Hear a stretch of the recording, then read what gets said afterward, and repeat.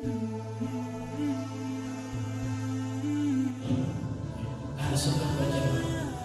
Tokoh utamanya adalah beliau Al-Imam Muhammad bin Idris Asy-Syafi'i Al-Quraisy. Beliau orang Quraisy. Beliau dilahirkan di Uzah pada tahun 150 Hijriah. Jadi jauh masanya dengan Imam Malik. Imam Malik dari tahun 93, beliau lahir pada tahun 150 Hijriah. Beliau wafat di Mesir itu tahun 204. Jadi gak lama usia beliau itu sekitaran 54 tahun ya.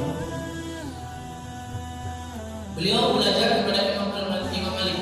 Jadi guru beliau itu Imam Malik yang dikenal dengan mazhabul hadis.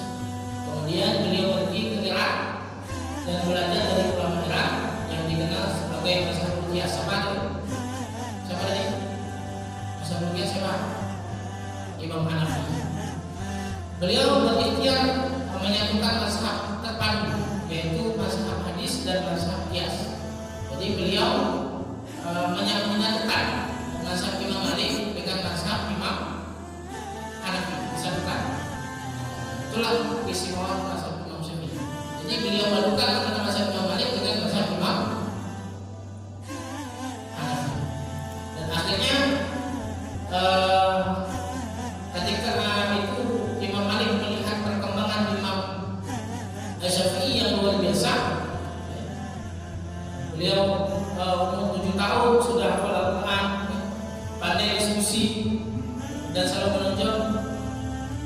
Lalu Imam Malik memberikan izin kepada Imam Syafi'i untuk mendirikan mazhab Syafi'i.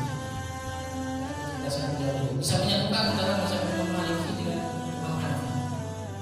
Bisa juga.